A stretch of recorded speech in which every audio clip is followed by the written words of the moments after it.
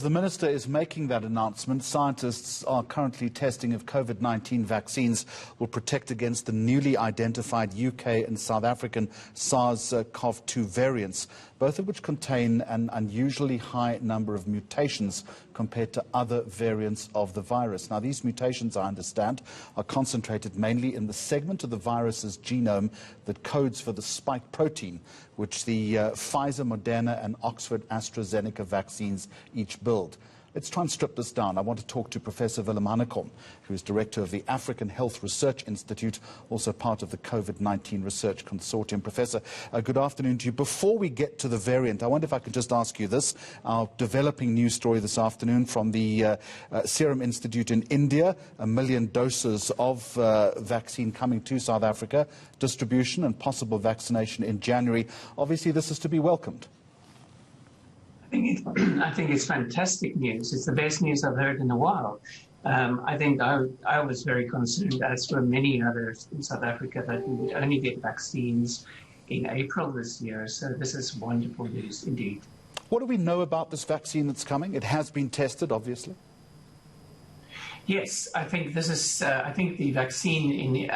To be honest, I haven't heard this announcement myself. I just heard about it right now. And I need to know exactly which vaccine it is that they are going to get in. But Serum Institute India is a very reputable vaccine producer. In fact, the largest manufacturer in the world, incredibly trustworthy and produces high-quality vaccines. I'm sure that with the very strict and appropriate regulation that we have in place in South Africa, we will be using the right vaccine that will be protective and safe.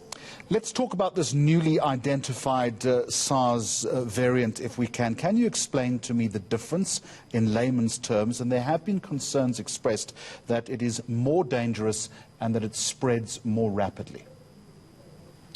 Yes, I think the variant should definitely be of concern.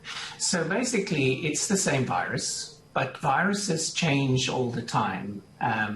That's just the nature of viruses. They make mistakes when they replicate, and they change all the time. And they change so that they can acquire advantage. So one of those advantages may be that they spread more efficiently or they survive for a longer period.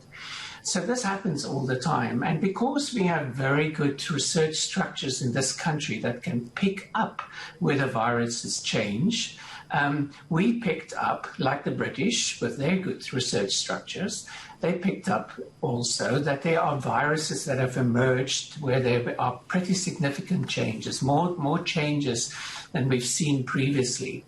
And these viruses seem to have advantage because they're becoming the majority of viruses that we are identifying, for example, in South Africa and UK. So these viruses have slight changes, but those slight changes in their genetic makeup may be giving them these extraordinary advantages. Now, at the moment, we in South Africa are studying these viruses intensely. In fact, I'm coordinating a consortium of researchers that have come together over a Christmas and New Year period to actually define the questions, and all of us are very hard at work in the labs already to see what the issues are. But perhaps the core questions that we want to answer is whether these viruses can spread more easily than the other variants of the virus. And at the moment, it does look like that. It looks like the epidemic grew much quicker in KwaZulu-Natal, in the Eastern Cape and in the Western Cape compared to the second wave, compared to the first wave. And we know that the second wave has predominantly these new viruses. So it looks as if this virus is able to spread more quickly. Whether it causes more severe disease is a question that we haven't got the answer to at the moment. But the early indicators are that it does not cause more severe disease. It's just that it may, if it spreads more quickly, infect more people, and more people will then manifest with disease ultimately. And I'm going to leave it there. Professor Willem Hanekom, thank you very much indeed. Director of the African Health Research Institute, also part of the Covid-19 Research Consortium.